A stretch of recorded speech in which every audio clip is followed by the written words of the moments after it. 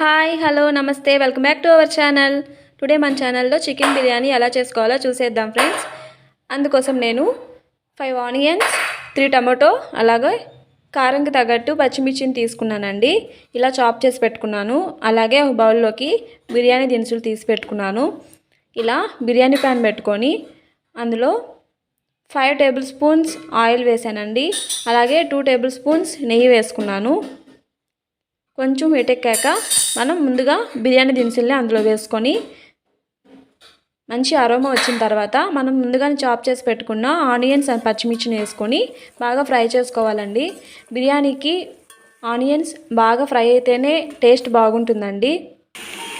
ఇలా golden brown కలర్లోకి వచ్చిన తర్వాత మనం చాప్ చేసి పెట్టుకున్న టమాటోని అందులోకి యాడ్ చేసుకోవాలి.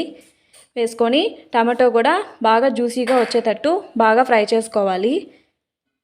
మనం టమోటా ఆనియన్ పచ్చిమిర్చి ఫ్రై చేసేటప్పుడే పుదీనా అండ్ కొత్తిమీర కొంచెం వేసుకుంటే బాగుంటుందండి.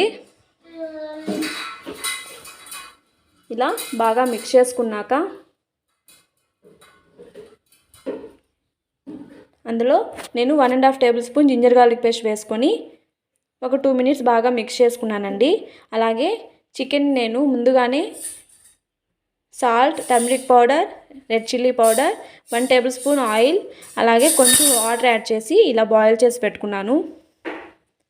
ఆ చికెన్ అందులో యాడ్ చేసి బాగా మిక్స్ చేసుకోవాలండి. అందులో మనం బిర్యానీ పౌడర్ 1.5 టేబుల్ స్పూన్ వేసుకోవాలి. వేసుకొని బాగా మిక్స్ చేసుకోవాలండి.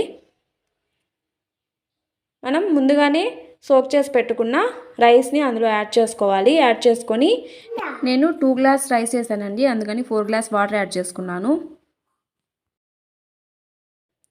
యాడ్ చేసుకొని అందులో మనం సాల్ట్ చెక్ చేసుకొని సాల్ట్ వేసుకోవాలండి. ముందుగానే నేను చికెన్లో సాల్ట్ వేసినానండి, అందుకే కొంచెం సాల్టే వేసుకున్నాను. ఇలా ఒక ప్లేట్తో కవర్ చేసి హై ఫ్లేమ్లో పెట్టి బాగా బాయిల్ అవ్వాలండి. 90% రైస్ బాగా బాయిల్ అయిన తర్వాత మనం గ్యాస్ని లో ఫ్లేమ్లో పెట్టుకోవాలండి. లో ఫ్లేమ్లో పెట్టి ప్లేట్తో కవర్ చేస్తే బాగా బాయిల్ అయిపోతుందండి. మనం ఇలా మధ్య మధ్యలో తీసి మిక్స్ చేసుకుంటూ ఉండాలండి. ఈ టైంలోనే మనం సాల్ట్ ఏదైనా సరిపోకపోతే వేసుకోవాలండి. రైస్ బాగా బాయిల్ అయిన తర్వాత వేసుకుంటే టేస్ట్ అంత బాగోదండి.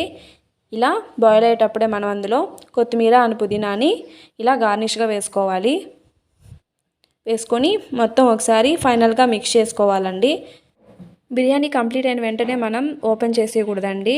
ఒక 10 మినిట్స్ వరకు దాన్ని అలాగే వదిలేయాలి. అప్పుడు టేస్ట్ బాగుంటుందండి. లేకపోతే అతుక్కుంటూ ఉంటుంది రైస్ అంతా. అంతే ఫ్రెండ్స్, బిర్యానీ రెడీ అయిపోయిందండి. మా రెసిపీస్ మీకు నచ్చినట్లయితే లైక్, షేర్, కామెంట్, సబ్స్క్రైబ్ చేసుకోండి ఫ్రెండ్స్. బాయ్.